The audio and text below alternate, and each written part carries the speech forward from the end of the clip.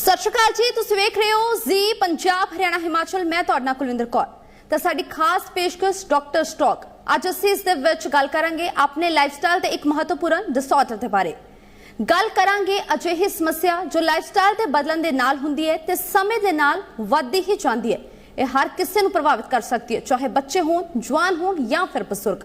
अजकल साडे जीवन दे विच मोबाइल अते डिजिटल स्क्रीनां दी भूमिका काफ़ी वध गई है, जो सीधे तौर ते साडीआं अखां नूं प्रभावित करदी है। साडा ज़्यादातर समा मोबाइल, कंप्यूटर या अज शायद ही कोई अजिहा व्यक्ति होवेगा जो मोबाइल दी वरतों ना करता होवे। हाल दे विच हैदराबाद दी एक कुड़ी दी अखां दी रोशनी सिर्फ इस करके चली गई क्योंकि उसने हनेरे दे विच मोबाइल फोन दी वरतों बहुत ज़्यादा कर ली है। अजिहियां समस्यावां नूं समझण दे लई इस तो किवें बचा जा सकता है, ये जानने के लिए अज साडे नाल स्टूडियो दे विच अखां दे कुछ माहिर मौजूद रहणगे। तो डॉक्टरां दे इस पैनल दे नाल मैं साडे दर्शकां नूं जाणू करवा दिंदी हां। तो साडे सब तो पहला गेस्ट जो रहण वाले ने ओह ने doctor Nishant Sood ji, consultant cornea cataract and refractive surgeries, PC Sharma eye hospital Ambala. ते इन्हां दे वल्लों 10,000 तो वध कैटरेक्ट सर्जरीज अते 200 कॉर्निया ट्रांसप्लांट कीते जा चुके ने। डॉक्टर साहब स्टेट एंड नैशनल लैवल दियां कई कॉन्फ्रेंसिस दे विच प्रेजेंटेशन भी दे चुके ने एंड ही is expert in keratoconus and refractive surgeries. ते साडे अगले माहिर रहणगे doctor Mukesh Agarwal ji, medical director and senior cornea cataract and refractive surgeon, Netra eye hospital Panchkula. इन्हां नूं 20 साल तो वध दा तजर्बा है। डॉक्टर मुकेश ने नैशनल एंड इंटरनेशनल पद्धर ते कई आई स्पैशलिस्ट नूं ट्रेंड कीता ते डॉक्टर साहब संकरा आई हॉस्पिटल ते वसन आई केयर मदुराई दे विच बतौर HOD and senior cornea consultant भी काम कर चुके ने। ते डॉक्टर साहब advance cataract surgery, LASIK and refractive surgery दे विच महारत हासिल कर चुके ने। हुण तक 20,000 तो वध सर्जरीज एक कर चुके ने। ते साडे पैनल दे तीजे माहिर रहणगे doctor Mohit Bansal, consultant vitreo retina, uvea and phaco Bansal eye hospital Ambala. इन्हां ने 10,000 तो वध कैटरेक्ट सर्जरीज कीतियां ने। डॉक्टर साहब ने MS DNB ऑप्टोमैट्री एंड डिप्लोमा दे कई स्टूडेंट्स नूं ट्रेंड कीता है। डॉक्टर मोहित नूं रोटरी इंटरनेशनल दे वल्लों कम्यूनिटी ऑप्टोमैलोजी दे खेतर दे विच सन्मानित कीता गया। Doctor Praveen Rewari, professor and head Maharaja Agrasen medical college Agroha Haryana. Doctor साहब नूं 20 साल का तजर्बा है ते इन्हां दे नाम कई अवार्ड्स ते पब्लिकेशंस ने। Doctor Praveen European journal of ophthalmology, Asia Pacific journal of ophthalmology अते होर कई प्रसिद्ध जर्नल्स दे रिव्यूअर भी रह चुके ने। ते साडे पैनल दे पंजवें माहिर रहणगे डॉक्टर अभिनव धामी, आई सर्जन धामी आई केयर हॉस्पिटल लुधियाना। इन्हां ने सैंकड़ा, चेन्नई अते नरियाना, बैंगलोर जिहियां प्रसिद्ध संस्थावां तो फैलोशिप कीती है। एक कई राष्ट्रीय कॉन्फ्रेंसिस दे विच अपने पेपर्स प्रेजेंट कर चुके ने। तां इन्हां सारे ही गेस्ट दा बहुत बहुत स्वागत है। तो शुरुआत करते हैं साडे पहले सवाल दे नाल। साडा पहला सवाल रहेगा डॉक्टर निशांत सूद जी तुहाडे तो। सर दरअसल दे विच ड्राई आई ते ऑकुलर कंफर्ट है कि किहड़ियां चीज़ां ने जिन्हां दे कारण यह परेशानी लोकां दे विच आम वेखण नूं मिलदी है? आजकल मोबाइल और कंप्यूटर का यूज़ इतना ज़्यादा बढ़ चुका है कि हम इसे अपनी डे टू डे एक्टिविटी का एक हिस्सा मान चुके हैं। हमें लगता है ये सब कुछ नॉर्मल है। मोबाइल पे, टीवी, कंप्यूटर पे 8 से 9 घंटे स्पेंड करना ये बहुत आम सी बात हो गई है। तो आजकल जो हम देखते हैं अप्रॉक्सीमेटली 20 से 30% जो लोग हैं इसके नुकसान की वजह से प्रभावित हैं। जो सबसे ज़्यादा नुकसान होता है मोबाइल और कंप्यूटर यूज़ की वजह से वो सबसे कॉमन होता है ड्राइनेस। जो आँखों में खुश्की आती है, ड्राइनेस होती है और इसकी वजह से विजन बहुत ज़्यादा फ्लक्चुएट करती है। और आने वाले समय में इसका जो इफ़ेक्ट है ये बताया जा रहा है कुछ स्टडीज़ के अनुसार कि ये हमारी 50% अर्बन पॉपुलेशन को इफ़ेक्ट करने वाली है। इसका मतलब ये है कि ये जो डायबिटीज़ और हाइपरटेंशन जैसी कॉमन बीमारियां हैं ये उससे भी ज़्यादा इसका असर देखने को मिलेगा। तो ये एक बहुत ही सीरियस कंसर्न है। ख़ास तौर पे बच्चों पे इसका असर बहुत ज़्यादा आता है क्योंकि बच्चों की ग्रोइंग एज है, उनका जो आई बॉल की ग्रोथ अभी पूरी नहीं हुई है, तो इसका नुकसान बच्चों पे देखने को सबसे ज़्यादा मिलता है। एक टर्म है सोशल मीडिया पे आजकल बहुत ज़्यादा कॉमन है जिसको बोलते हैं नोमोफोबिया। इसका मतलब होता है नो मोबाइल फोबिया। इसमें क्या होता है कि एक तरह का एक फोबिया है, एक फियर है जिससे कि अगर आपके पास आपका मोबाइल आपके आसपास नहीं दिखता है आपको, तो आपके अंदर एक रेस्टलेसनेस, एक एंग्जाइटी आ जाती है और आपको लगता है कि आपकी लाइफ में कुछ मिसिंग है, तो इससे आप ये देख सकते हैं कि ये जो मोबाइल कंप्यूटर का एक्सेस यूज़ है, ये ना केवल आंखों को, ये आपके माइंड को, आपके माइंडसेट को भी प्रभावित करता है। तो ये एक बहुत ही ग्रेव कंसर्न है जिसकी तरफ हमें ध्यान देना चाहिए। तो डॉक्टर मुकेश अग्रवाल जी, दरअसल ड्राई आई हुंदी की है ते केड़े फैक्टर्स ने जो इस समस्या ਨੂੰ बहुत हद तक ਵਧਾ सकते हैं? ड्राई आई डिजीज़ एक ऐसी समस्या है जिसमें आंखों के लुब्रिकेशन और उसके पोषण के लिए आंसू पर्याप्त मात्रा में उपलब्ध नहीं होते, और अब जो से आंसू अगर पर्याप्त मात्रा में उपलब्ध नहीं होंगे तो आई का जो सा अगला एंटीरियर सरफेस है जिसको कि हम ऑक्यूलर सरफेस बोलते हैं, उसके अंदर डैमेज शुरू हो जाएगा। उसके अंदर डैमेज के इंजरी स्टार्ट होगा, जिसके कारण कि उसमें इन्फ्लामेशन शुरू हो जाएगा। इस इन्फ्लामेशन के कारण आंखों की बहुत सी सिम्टम्स, जैसे कि आंखों के अंदर हल्का लाली आना, इरिटेशन होना, ब्लरिंग ऑफ विजन होना, ये सारे सिम्टम्स जो कि ड्राई आई के बहुत कॉमन सिम्टम्स हैं, ये आने शुरू हो जाएंगे।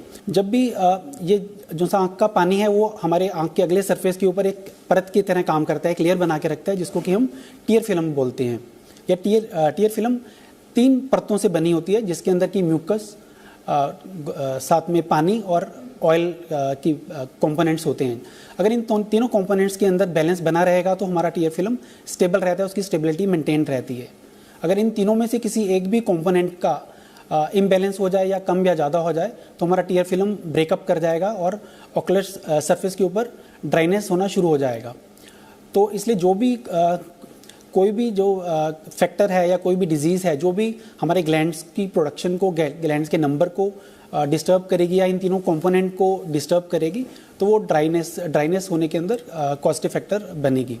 जब भी हम टीवी और स्क्रीन पे एक्सेसिव टाइम स्पेंड करते हैं तो हमारी आइज़ का ब्लिंक रेट जो है वो कम हो जाता है, जिसके कारण कि इवेपोरेशन बढ़ता है और हमें ड्राइनेस फील होता है या ड्राई डिजीज़ होने लगता है। इसके बाद हम सेकंड कंपोनेंट हमारा लाइफस्टाइल के अंदर पोस्चर रहेगा। जैसे हम लेट के या टेढ़ा मेढ़ा होके कुछ स्टडी कर रहे हैं, पढ़ रहे हैं, उससे भी हमारा इवेपोरेशन रेट बढ़ता है और हमें ड्राइनेस रहता है। थर्ड नंबर पे जो से हमारे आजकल खाने की डाइट प्लान है, जो हम खाना खाते हैं वो बहुत ही जंक फूड लेते हैं और हमारी डाइट के अंदर फ्रूट्स, वेजिटेबल्स की हमेशा कमी रहती है। ये फैक्टर्स, और जैसे स्मोकिंग हो गया या एक्सेसिव अल्कोहल हो गया, ये all these factors can lead to dry disease. तो डॉक्टर मोहित बंसल से ਕਿਹੜੀ ਉਮਰ ਹੈ ਜੋ ਲੋਕ ਇਸ ਸਮੱਸਿਆ ਦੇ ਨਾਲ ਸਭ ਤੋਂ ਵੱਧ ਪ੍ਰਭਾਵਿਤ ਹੁੰਦੇ ਨੇ ਤੇ ਇਹ ਸਮੱਸਿਆ ਹੁਣ ਕਿੰਨੇ ਕ आम हो चुकी है? देखिए, ऐसा हैगा कि ये जो दिक्कत हैगी है ये सारे वर्गां 'ਚ हैगी है, चाहे वो बच्चे हों, ठीक है, टीनेजर हों, बड़े लोग हों, बूढ़े हों, सब 'ਚ है ये दिक्कत, ठीक है। तो अगर मैं बात करा छोटे बच्चों की, तो छोटे बच्चों ने जैसे तुसीं देखदे पए हो आजकल बच्चे पहले तो बाहर खेलते थे, वो करते थे, आजकल सारे बच्चे अपने मोबाइल 'ਚ, टीवी 'ਚ या लैपटॉप ये सब 'ਚ देखते हैं, ज़्यादा स्क्रीन टाइम उन्हें बढ़ चुका है। तो उसकी वजह से ये जो प्रॉब्लम है अब आजकल बच्चों के अंदर भी आ रही है ये वाली दिक्कत, ठीक है ना। स्पेशली जैसे मैं देख रहा हूँ कोविड के बाद काफ़ी बदलाव आया है। कोविड के बाद जैसे बच्चा का स्कूल का होमवर्क है या ऑनलाइन क्लासेज हैगी हैं आजकल मोबाइल 'ਚ होने लगी सीगी, उदा की हो गया है कि बच्चा आजकल बहुत ज़्यादा मोबाइल से ज़्यादा टाइम लगा रहे हैं, जिसके कारण बच्चों के अंदर भी ये दिक्कत अब पहले के मुकाबले बहुत ज़्यादा बढ़ गई है। और अगर मैं बात करूँ जो यंगस्टर्स हैं या जो ऑफिस से जाते हैं, तुहानू पता है कि आजकल हर जगह मोबाइल या स्पेशली स्क्रीन, लैपटॉप, कंप्यूटर काम हर जगह हो गया है। तो उसकी वजह से स्क्रीन टाइम वहाँ पे भी बहुत ज़्यादा बढ़ गया है। और आजकल ज़्यादातर लोग अंदर एसी के अंदर रहते हैं, तो एसी के अंदर भी क्या होता है कि जब एसी चलता है तो ह्यूमिडिटी बहुत लो हो जाती है, तो उसकी वजह से भी ये जो ड्राइनेस है आंखों में बढ़ जाती है। और अगर मैं बात करूं कि अगर जो लोग बाहर सफर से रहते हैं, जैसे किसान हैं, किसान से भी जो बाहर धूल मिट्टी से काम कर रहे हैं, गर्म हवा चल रही है, उससे भी ये जो ड्राई आई है ये बढ़ जाती है। और अगर मैं बात करूं मतलब 50-60 से ज़्यादा उम्र वाले लोगों की, तो स्पेशली जो फीमेल्स होंदी हैगी हैं उनके अंदर क्या होता है कि उम्र के साथ बदलाव आ जाता है, अंदर बॉडी 'ਚ हार्मोन होता है ईस्ट्रोजन, वो जब कम हो जाता है तो उससे भी जो ड्राइनेस हैगी है ये बढ़ जाती है। और जैसे तुहानू पता है कि आजकल शुगर है, बीपी है, थायराइड है, ये दिक्कत काफ़ी कॉमन है सबके अंदर।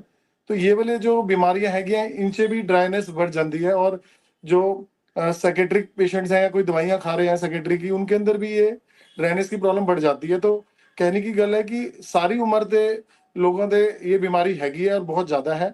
और मैं बात करूं जो पहले बीमारी मैं आजकल 4 साल पहले देखता था, तो मेरी ओपीडी से 2 से 10 मरीजों के अंदर ये दिक्कत होती थी, और अब आज की डेट में 6 से 7, 10 में से 6 से 7 लोगों में ये बीमारी पाई जाती है। तो मतलब इतनी ज़्यादा बढ़ चुकी है कि इसका एपिडेमिक हो गया है। इसके लिए हमें अलर्ट होना और कुछ करना बहुत ज़रूरी है। ਤੇ ਹੁਣ ਗੱਲ ਕਰਾਂਗੇ ਸਾਡੇ ਅਗਲੇ ਮਾਹਰ ਦੇ ਨਾਲ। ਡਾਕਟਰ ਪ੍ਰਵੀਨ ਰੇਵਰੀ ਜੀ ਸਾਡੇ ਨਾਲ ਜੁੜੇ ਹੋਏ ਨੇ। ਸਰ, ਮਰੀਜ਼ ਕਿਹੜੀਆਂ ਸ਼ਿਕਾਇਤਾਂ ਲੈ ਕੇ ਤੁਹਾਡੇ ਕੋਲ ਆਉਂਦੇ ਨੇ ਤੇ ਇਸ ਦੇ ਅਸਲ ਦੇ ਵਿੱਚ ਸਿੰਪਟਮਸ ਕੀ ਨੇ? ਕਿਹੜੇ ਸਿੰਪਟਮਸ ਹੈ ਜਿਨ੍ਹਾਂ ਦੇ ਨਾਲ ਮਰੀਜ਼ਾਂ ਨੂੰ ਪਰੇਸ਼ਾਨੀ ਆਉਣੀ ਸ਼ੁਰੂ ਹੋ ਜਾਂਦੀ ਹੈ?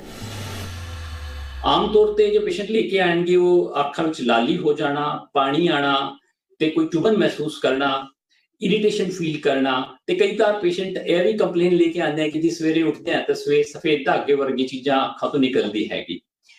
ਤੇ ਡਿਪੈਂਡ ਇਹ ਵੀ ਕਰਦਾ ਹੈ ਕਿ ਸਾਨੂੰ ਯੂਜ਼ ਕਿੰਨਾ ਹੈਗਾ ਪਰ ਡੇ ਆਪਣਾ। ਜਿਨ੍ਹਾਂ ਦਾ ਜ਼ਿਆਦਾ ਯੂਜ਼ ਹੈਗਾ ਕਿ ਤੇ ਉਹ ਲੋਕਾਂ ਨੂੰ ਥੋੜਾ ਸਾ ਇਰੀਟੇਸ਼ਨ ਵੀ ਰਹਿੰਦੀ ਹੈ ਕਿ ਚਿੜਚਿੜਾਪਨ ਹੋ ਜਾਂਦਾ ਹੈਗਾ ਲੋਕਾਂ ਨੂੰ।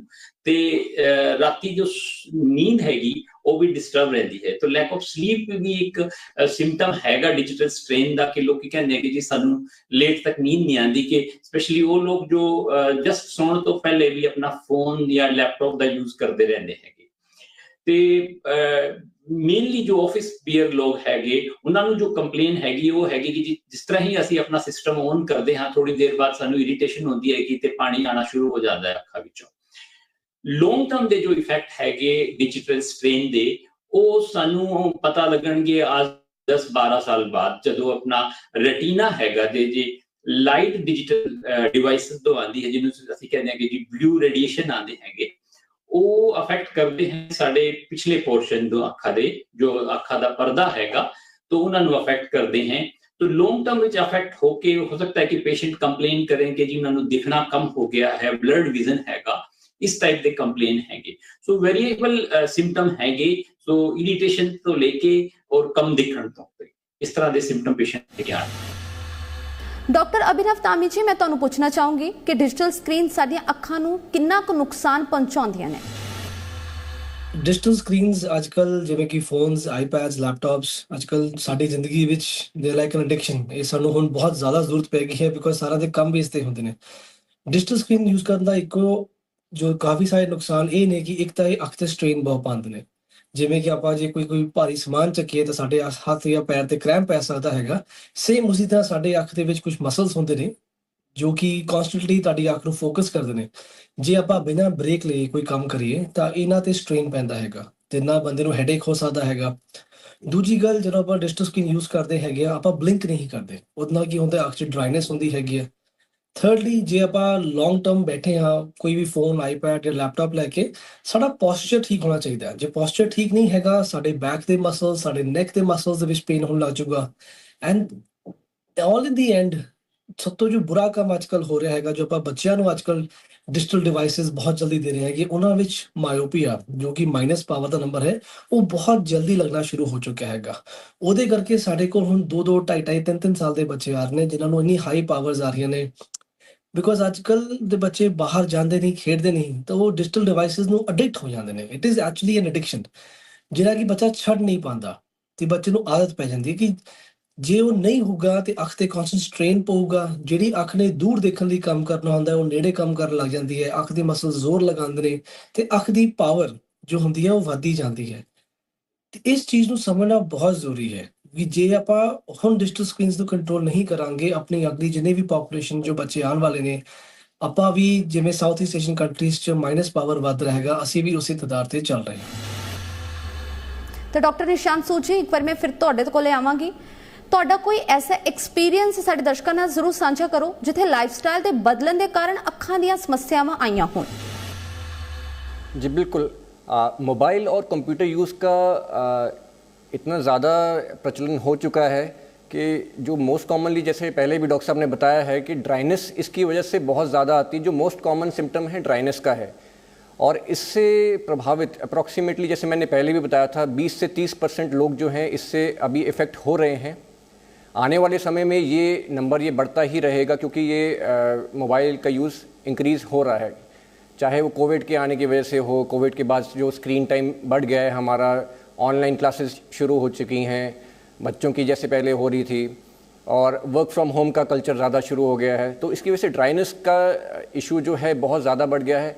इसकी वजह से विजन रिलेटेड फ्लक्चुएशन बहुत ज़्यादा होती हैं। तो अप्रॉक्सीमेटली जैसे अगर हम 50 पेशेंट दिन के देखते हैं तो अप्रॉक्सीमेटली 10 से 15 पेशेंट मरीज़ जो हैं इससे प्रभावित हो चुके हैं। तो जो हम देखते हैं प्रैक्टिकली, जो देखते हैं बच्चे बहुत ज़्यादा आ रहे हैं, बहुत छोटी उम्र में बच्चे आ जाते हैं हमारे पास चेकअप के लिए, और छोटी उम्र में ही उनको चश्मे का नंबर लगना शुरू हो जाता है। और कई बच्चे ऐसे आते हैं हमारे पास जिनमें हर 3-3 महीने में नंबर जो है चेंज हो रहा है, नंबर बढ़ रहा है, सिर्फ ये मोबाइल यूज़ की वजह से।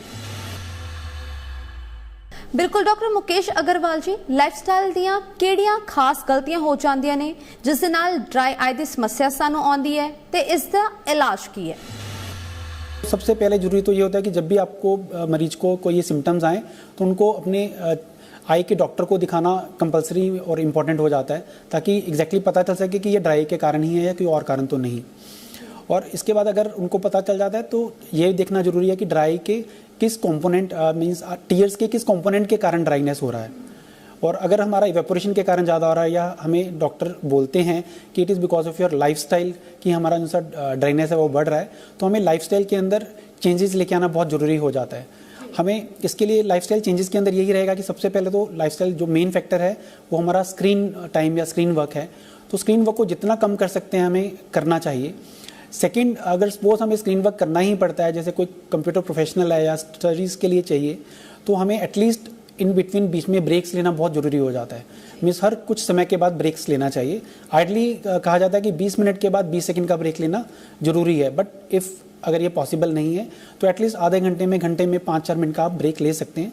और ब्रेक टाइम पे ये नहीं करना है कि हम कंप्यूटर वर्क कर रहे हैं तो ब्रेक लेने के लिए हमने फ़ोन उठा लिया, then again it is same thing only. तो ब्रेक का मतलब है आइज़ को बंद करो, थोड़ा वॉक करो, थोड़ा कुछ बाहर घूम के आओ, ताकि आइज़ को और माइंड को रिलैक्सेशन मिले। ਤੇ ਡਾਕਟਰ ਮੋਹਿਤ ਬੰਸਲ ਜੀ, ਜਿਵੇਂ ਸਰ ਨੇ ਗੱਲ ਕੀਤੀ ਹੈ, ਛੋਟੇ ਬੱਚਿਆਂ ਨੂੰ ਤੁਸੀਂ ਕੀ ਸਲਾਹ ਦੇ ਸਕਦੇ ਹੋ ਜਾਂ ਛੋਟੇ ਬੱਚਿਆਂ ਦੇ ਪੇਰੈਂਟਸ ਉਹਨਾਂ ਨੂੰ ਕਿਹੋ ਜਿਹੀਆਂ ਸਲਾਹਾਂ ਦੇ ਸਕਦੇ ਹੋ ਜਿਨ੍ਹਾਂ ਦੇ ਨਾਲ ਬੱਚੇ, ਉਹਨਾਂ ਦੇ ਪੇਰੈਂਟਸ ਅੱਖਾਂ ਦੀਆਂ ਸਮੱਸਿਆਵਾਂ ਤੋਂ ਬਚੇ ਰਹਿਣ? ये एक्चुअली बहुत जरूरी चीज हैगी है, क्योंकि बच्चे ही हमारे आगे देश की और सबकी हमारी बैकबोन है ना। और बच्चों के लिए मेरा या पेरेंट्स के लिए इम्पोर्टेंटली एडवाइस है कि आप बच्चों के साथ ना टाइम, इम्पोर्टेंट क्वालिटी टाइम व्यतीत करो। क्योंकि अगर आप खुद ही मोबाइल या टीवी देखते रहोगे तो आप ये एक्सपेक्ट नहीं कर सकते कि बच्चे भी वो ना करें। तो इसलिए आपको उनके साथ घर में बैठ के, जैसे हम पुराने टाइम में खेला करते थे, गेम्स खेलो, कोई ताश पत्ते या बाहर आउटडोर गेम, बैडमिंटन, ये सब चीजें बच्चों के साथ खेलो, या पार्क जाओ बच्चों को लेके, बच्चे ग्रुप में और फ्रेंड अब खेलने, ताकि उनका जो बेसिकली हमारा मकसद है कि उनका स्क्रीन टाइम है उनको मोबाइल से हमें दूर करना है। जब उनको पता लगेगा कि और भी चीजें उससे ज्यादा अच्छी हो सकती हैं तो उनका ऑटोमेटिकली अपने आप से ही इससे मतलब मन हट जाएगा। और हमें कहीं ना कहीं एक टाइम देना पड़ेगा कि भी हम हफ्ते में सपोज एक दिन या इतने घंटे ही उनको मोबाइल अलाउ करें, अदरवाइज नहीं तो ऐसे कोई लिमिट हमें उनके लिए बनानी पड़ेगी। ਤੇ ਡਾਕਟਰ ਪ੍ਰਵੀਨ ਰੇਵਰੀ ਜੀ, ਕੰਮਕਾਜ ਤੇ ਜਿਹੜੇ ਲੋਕ ਜਾਂਦੇ ਨੇ, ਖਾਸ ਕਰਕੇ ਆਈਟੀ ਦਫ਼ਤਰਾਂ ਦੇ ਵਿੱਚ ਜੋ ਲੋਕ ਕੰਮ ਕਰਦੇ ਨੇ, ਉਹਨਾਂ ਦੇ ਲਈ ਤੁਹਾਡੀ ਕੀ ਖਾਸ ਸਲਾਹ? ਜਿਨ੍ਹਾਂ ਲੋਕਾਂ ਦਾ ਕੰਮ ਮੈਕਸਿਮਮ ਔਨ ਸਿਸਟਮ ਹੈਗਾ, ਫੋਨ ਦਾ ਹੈਗਾ, ਉਹਨਾਂ ਨੂੰ ਕੁਝ एहतियात ਵਰਤਣ ਦੀ ਲੋੜ ਹੈਗੀ। ਸਭ ਤੋਂ ਪਹਿਲਾਂ ਤਾਂ ਉਹਨਾਂ ਨੇ ਇਹ ਕਰਨਾ ਹੈ ਕਿ ਜੋ ਜ਼ਰੂਰੀ ਕੰਮ ਨਹੀਂ ਹੈਗੇ ਫੋਨ ਤੇ ਜਾਂ ਸਿਸਟਮ ਦੇ ਉੱਤੇ, ਉਹਨਾਂ ਨੂੰ ਕੱਟ ਡਾਊਨ ਕਰ ਦੇਈਏ। ਕਾਮਨਲੀ ਹੁੰਦਾ ਹੈ ਕਿ ਤੁਸੀਂ ਕੰਮ ਕਰ ਰਹੇ ਹੋ, ਦੈਨ ਕੋਈ ਨੋਟੀਫਿਕੇਸ਼ਨ ਆ ਗਈ ਤੇ ਤੁਸੀਂ YouTube ਤੇ ਪਹੁੰਚ ਗਏ ਜਾਂ ਕਿਸੇ ਹੋਰ ਸੋਸ਼ਲ ਮੀਡੀਆ ਤੇ ਪਹੁੰਚ ਗਏ, ਉਹ ਅਨਨੈਸੈਸਰੀ ਯੂਜ਼ ਕੱਟ ਡਾਊਨ ਕਰ ਦੇਣ। ਸੈਕੰਡਲੀ ਹੈਗਾ ਕਿ ਕੋਸ਼ਿਸ਼ ਕਰਨ ਕਿ ਲਗਾਤਾਰ ਅੱਖਾਂ ਨੂੰ ਬਲਿੰਕ ਕਰਦੇ ਰਹਿਣ, है ना। कि ਹੁੰਦਾ ਕੀ ਹੈਗਾ ਕਿ ਜਦੋਂ ਤੁਸੀਂ ਸਿਸਟਮ ਜਾਂ ਫੋਨ ਤੇ ਲਗਾਤਾਰ ਵੇਖ ਰਹੇ ਹੋ ਤਾਂ ਅਸੀਂ ਭੁੱਲ ਜਾਂਦੇ ਆ ਕਿ ਸਾਨੂੰ ਅੱਖਾਂ ਬਲਿੰਕ ਵੀ ਕਰਨੀ ਹੈਗੀ। ਕਿ ਤੁਸੀਂ ਕੋਸ਼ਿਸ਼ ਕਰੋ ਕਿ ਜਦੋਂ ਤੁਸੀਂ 20 ਜਾਂ 40 ਮਿੰਟ ਕੰਮ ਕਰ ਲਿੱਤਾ ਹੈਗਾ ਤਾਂ 5 ਮਿੰਟ ਵਾਸਤੇ ਤੁਸੀਂ ਆਪਣਾ ਕੁਰਸੀ ਛੋੜ ਕੇ ਇਧਰ ਉਧਰ ਘੁਮਾਓ, ਕਿਉਂਕਿ ਤੁਹਾਡਾ ਪੋਸਚਰ ਵੀ ਅਫੈਕਟ ਹੋ ਜਾਂਦਾ ਹੈ ਇਨ ਚੀਜ਼ਾਂ ਵਿੱਚ ਜਦੋਂ you are continuously screen the use ਕਰ ਰਹੇ ਹੋ।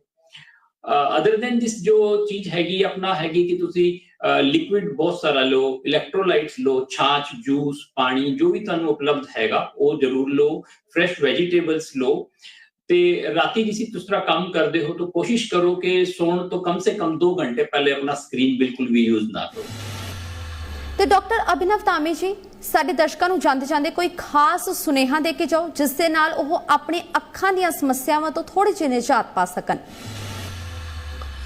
ਜਿੰਨੇ ਵੀ ਪ੍ਰੋਫੈਸ਼ਨਲ ਲੋਕ ਨੇ ਜਿਹੜੇ ਕਿ ਲੈਪਟਾਪ ਜਾਂ ਡਿਜੀਟਲ ਡਿਵਾਈਸਿਸ ਅੱਜ ਕੱਲ੍ਹ ਕੰਮ ਕਰ ਰਹੇ ਨੇ, ਉਹਨਾਂ ਨਾਲ ਸਭ ਤੋਂ ਵੱਡੀ ਜੋ ਜ਼ਰੂਰਤ ਹੈ ਕਿ that is the rule is 20-20-20। ਮਤਲਬ ਹਰ 20 ਮਿੰਟ ਬਾਅਦ ਤੁਸੀਂ 20 ਸੈਕਿੰਡ ਦੀ ਬ੍ਰੇਕ ਲੈਣੀ ਤੇ ਕਿਤੇ ਵੀ 20 ਫੁੱਟ ਦੂਰ ਦੇਖਣਾ ਹੈਗਾ। ਜਿਵੇਂ ਤੁਸੀਂ ਆਪਣੇ ਆਫਿਸ 'ਚ ਬੈਠੇ ਹੋ, ਕਿਤੇ ਬੈਠੇ ਹੋ, ਥੋੜੀ ਦੇਰ ਲਈ ਕਿਤੇ ਵੀ ਦੂਰ ਬਾਹਰ ਦੇਖੋ। ਉਹਨਾਂ ਕੀ ਹੁੰਦਾ, ਸਾਡੀ ਅੱਖ ਦੇ ਜੋ ਮਸਲਸ ਨੇ ਉਹ ਸਪਾਜ਼ਮ ਰਿਲੀਵ ਹੁੰਦਾ ਹੈਗਾ। ਜਦੋਂ ਸਪਾਜ਼ਮ ਰਿਲੀਵ ਹੁੰਦਾ ਹੈਗਾ, ਤੁਹਾਡੀ ਜੋ ਅੱਖ ਦੀ ਅਕੋਮੋਡੇਸ਼ਨ ਹੈ ਉਹ ਰਿਲੈਕਸ ਕਰ ਜਾਂਦੀ ਹੈ। ਉਹ ਬਹੁਤ ਜ਼ਰੂਰੀ ਹੈ। ਸੈਕੰਡਲੀ, ਬੱਚਿਆਂ ਨੂੰ 2 ਸਾਲ ਤੋਂ ਥੱਲੇ ਦੇਣਾ ਹੀ ਨਹੀਂ ਚਾਹੀਦਾ। ਜਿਵੇਂ ਆਸਟ੍ਰੇਲੀਆ ਨੇ ਵੀ ਰੂਲ ਪਾਸ ਕਰਤਾ ਹੈ ਕਿ 16 ਇਅਰਸ ਤੱਕ digital devices are not allowed. ਸਾਨੂੰ ਵੀ ਇਹ ਚੀਜ਼ ਸ਼ੁਰੂ ਕਰਨੀ ਪੈਣੀ ਹੈਗੀ, ਬਿਕੋਜ਼ ਜੇ ਨਹੀਂ ਕਰਾਂਗੇ ਮਾਈਨਸ ਪਾਵਰ ਦਾ ਇੱਕ ਬਹੁਤ ਵੱਡਾ ਪੈਂਡੈਮਿਕ ਬੱਚਿਆਂ ਵਿੱਚ ਆਉਣ ਵਾਲਾ ਹੈਗਾ। Thirdly, posture. ਜਦੋਂ ਵੀ ਤੁਸੀਂ ਕਿਸੇ ਚੇਅਰ ਜਾਂ ਕੁਰਸੀ ਤੇ ਬੈਠੇ ਹੋ, make sure you are well comfortable. ਤੁਹਾਡੀ ਇੱਕ 5 ਡਿਗਰੀਜ਼ ਡਾਊਨ ਹੋਣੀ ਚਾਹੀਦੀ ਹੈਗੀ ਹੈ। ਯੋਰ ਫੋਕਸ ਸ਼ੁਡ ਬੀ ਸੱਚ ਅ ਵੇ ਤੇ distance about 1 feet 1 arm feet ਹੋਣਾ ਚਾਹੀਦਾ ਹੈਗਾ, ਤਾਂ ਕਿ ਅੱਖ ਤੇ ਸਟ੍ਰੇਨ ਘੱਟ ਤੋਂ ਘੱਟ ਪਵੇ। ਤੇ ਕਨਸਟੈਂਟ ਬ੍ਰੇਕਸ ਯੂਜ਼ ਕਰਨੇ ਹੈਗੇ ਆ ਕੰਮ ਕਰਦੇ ਹੋਏ। ਜੇ ਹੋ ਸਕੇ ਤਾਂ ਲੁਬਰੀਕੇਟਿੰਗ ਆਈ ਡ੍ਰੌਪਸ ਯੂਜ਼ ਕਰੋ ਤਾਂ ਕਿ ਅੱਖ ਡਰਾਈ ਨਾ ਹੋਵੇ। ਐਂਡ ਮੇਕ ਸ਼ੋਰ ਜੇ ਤੁਸੀਂ ਫੈਨ ਜਾਂ ਏਸੀ ਇਨਵਾਇਰਨਮੈਂਟ 'ਚ ਕੰਮ ਕਰ ਰਹੇ ਹੋ, ਦੇ should not be in front of you. ਤੁਹਾਡੇ ਅੱਗੇ ਨਹੀਂ ਹੋਣੇ ਚਾਹੀਦੇ, ਤੁਹਾਡੇ ਪਿੱਛੇ ਹੋਣ ਜਾਂ ਉੱਪਰ ਹੋ ਸਕਦੇ ਨੇ, ਤਾਂ ਕਿ ਇਵੈਪੋਰੇਸ਼ਨ ਨਾਲ ਇਵੈਪੋਰੇਟ ਡਰਾਈ ਆਈ ਨਾ ਹੋਵੇ। ਤੁਹਾਡੇ ਸਾਰੇ ਹੀ ਡਾਕਟਰਸ ਦਾ ਬਹੁਤ-ਬਹੁਤ ਧੰਨਵਾਦ। ਜ਼ੀ ਪੰਜਾਬ ਹਰਿਆਣਾ ਹਿਮਾਚਲ ਦੇ ਮੰਚ ਤੇ ਤੁਸੀਂ ਬਹੁਤ ਸਾਰੀਆਂ ਇੰਪੋਰਟੈਂਟ ਜਾਣਕਾਰੀਆਂ ਸਾਡੇ ਦਰਸ਼ਕਾਂ ਤੱਕ ਸਾਂਝੀਆਂ ਕੀਤੀਆਂ ਨੇ, ਜੋ ਕਿ ਬਹੁਤ ਹੀ ਮਦਦਗਾਰ ਸਾਬਤ ਹੋਣਗੀਆਂ। ਅੱਜ ਮੋਬਾਈਲ ਦੀ ਇਸ ਦੁਨੀਆ ਦੇ ਵਿੱਚ ਅੱਖਾਂ ਦੀਆਂ ਸਮੱਸਿਆਵਾਂ ਵੱਧਦੀਆਂ ਜਾ ਰਹੀਆਂ ਨੇ। ਸਾਡੇ ਮਾਹਿਰਾਂ ਦੇ ਸੁਝਾਅ ਸਾਨੂੰ ਆਪਣੀਆਂ ਅੱਖਾਂ ਦੀ ਦੇਖਭਾਲ ਕਰਨ ਦੇ ਵਿੱਚ ਮਦਦ ਕਰ ਸਕਦੇ ਨੇ। ਤੇ ਸਾਡੇ ਇਸ ਖਾਸ ਸ਼ੋਅ ਡਾਕਟਰ ਸਟਾਕ ਦੇ ਵਿੱਚ ਅੱਜ ਲਈ ਨਹੀਂ। ਹੁਣ ਮੈਨੂੰ ਦਿਓ ਇਜਾਜ਼ਤ। ਧੰਨਵਾਦ।